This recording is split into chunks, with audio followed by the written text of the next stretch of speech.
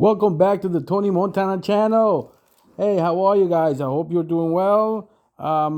Dedicating this video is going to be a mix of things. The first part is going to be speaking of the boxing events and MMA events going on. Mostly the boxing. I'll concentrate on the boxing. Perhaps on another video, I'll cover the UFC fights.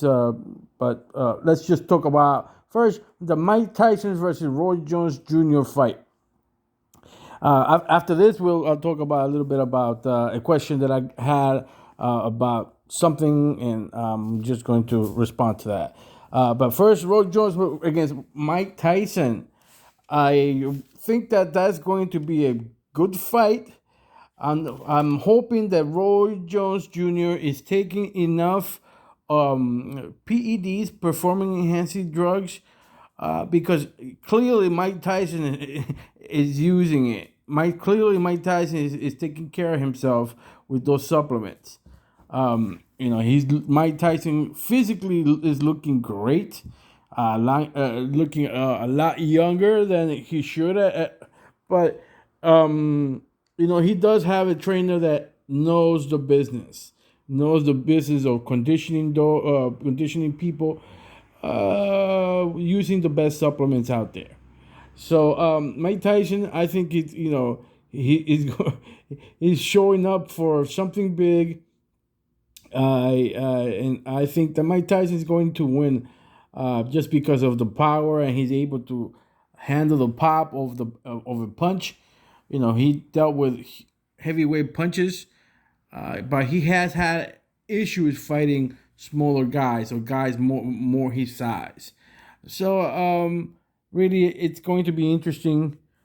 But I think Mike Tyson is going to win it, even though I know this is supposed to be not a official fight. It's going to be just for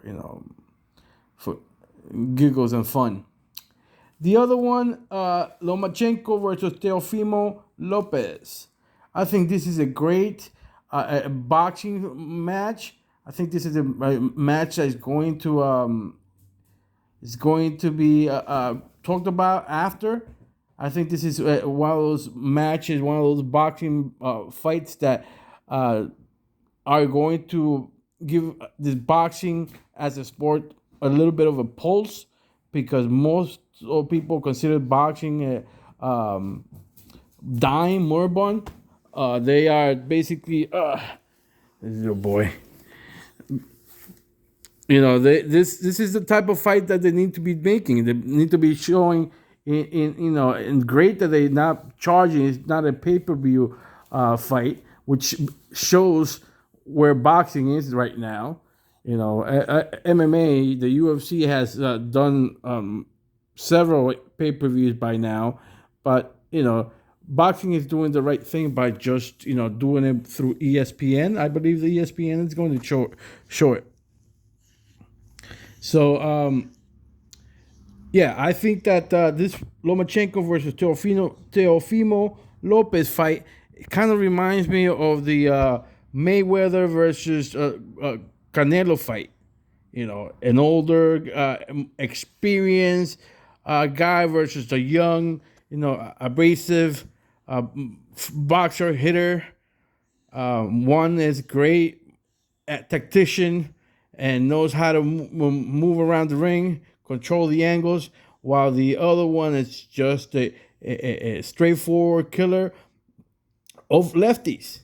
So they say. So I think even though Teofimo is the underdog, it seemed like that was a big underdog. I think Teofimo. I mean, if you have extra money out there and you can bet it on Teofimo, not too much, because it's going to be a great fight. But hey, it's one of those fights. So don't bet too much. If don't come back and say, hey, but you told me. No. So if you have enough and you want to take a risk, and but the odds are pretty good that for that type of risk. So yes, I think that I'm going to be looking at that fight. I'm not sure how they're going to play it, because the UFC, it has an event on the same night. So I'm not sure how they're going to work it out. I think if they're going to do the same practice they did before, they will wait until the UFC event is over before the main event of a Teofimo event starts. Okay, I believe that's how they're going to do it that way, and that's how they have been doing it for the last few boxing events, even before the coronavirus. So that's that. Now, about dogs. Let's talk dog a little bit about the dog. Something that they asked me about, and I detest. And it has nothing to do with the person saying it or the question itself. Just the fact that it happens, and it is such a normal thing to have normal thing to happen in the history of the breed. Historically speaking, this is what we're going now to a historical aspect of the video, educational and historical. So everything I'm saying, obviously everything I say in my videos, when I'm talking about things that hit perhaps illegal activity, I am referring to it as in historical terms, in educational terms, never to promote the actual activity. But this is the breed, this is part of the breed, this is history of the breed that needs to be spoken, not shied away, not hidden, and not discarded. Because part of those things happen and shape the breed as they are through the years. Anyway, someone asked me to tell them about all the types of PEDs for dogs, all the performance enhancing drugs for dogs. What is used and how it's used, how to use them, and how to detect people or dogs that are in the juice. Let's just use the word juice. Okay, juiced up dogs, juiced up people that juice up a lot, and unfortunately, again we're going back to historical terms and educational. People will agree that most of the hive, fast lane dog people do use juice up their dogs, and that's unfortunately they a lot of them because they really don't want to lose and they feel the other side is going to do it. They feel like in order to level up or even up the even up the land they need to do the same thing. But then I feel, again, this is why I'm such, in historical and educational terms, I am so against that activity back in the day. Any activity, if done now illegally, I still would say I'm against it because you're losing the focus of why historically and educationally this thing was done. Not it wasn't the thrills and chills of seeing super or enhanced activity of dogs.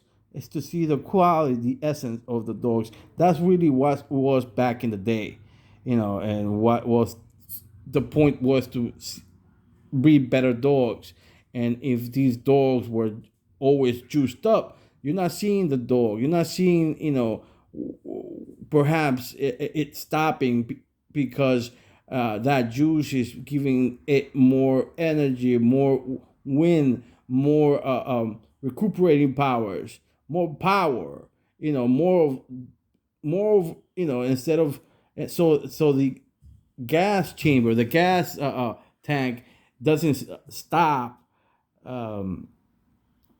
doesn't go in, the gas tank doesn't go into empty as quickly, or basically because of the juice.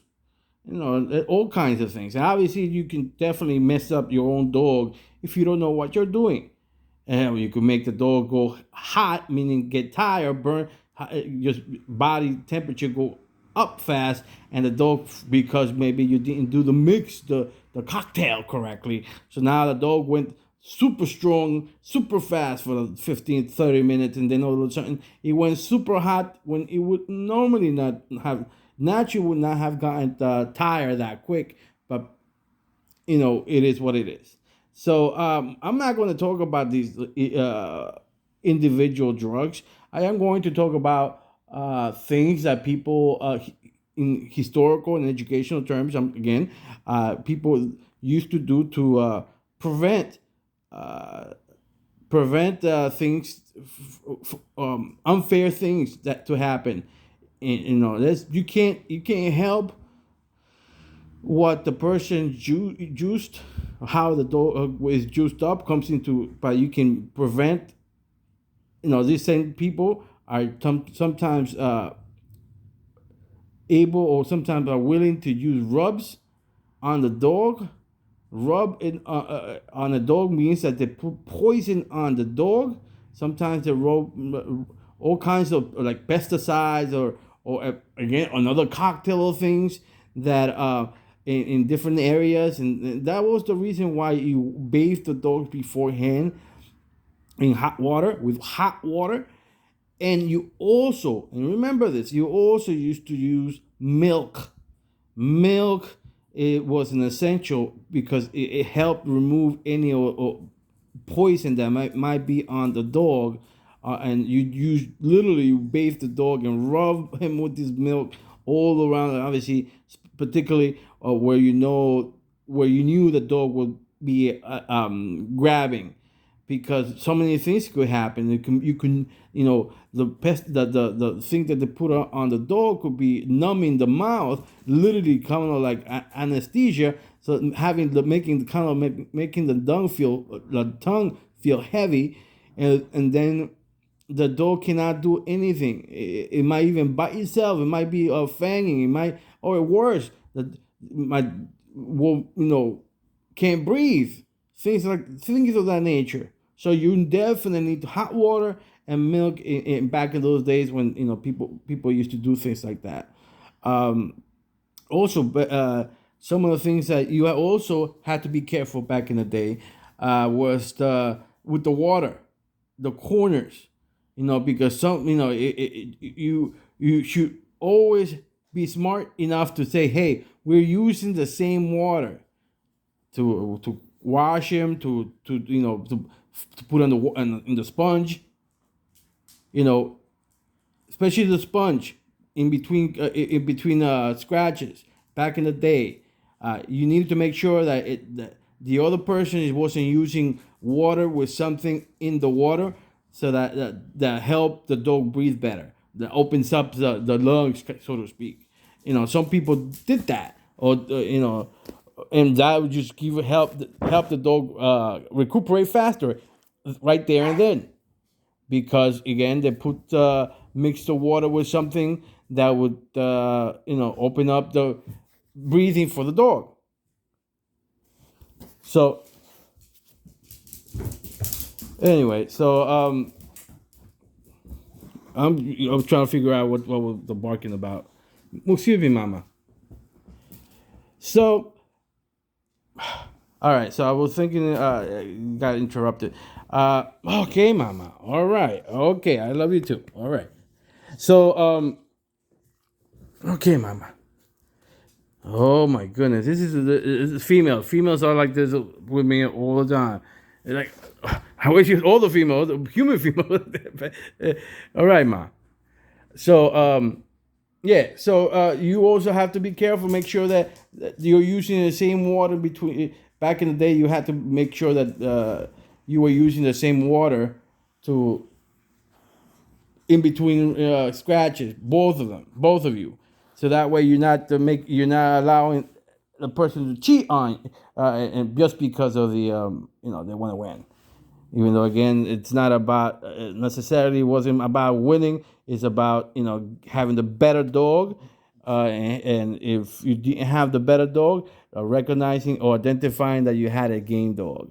That was a win-win basically. If you win, you win, and if you lost, you have an opportunity to show that your dog was a game dog.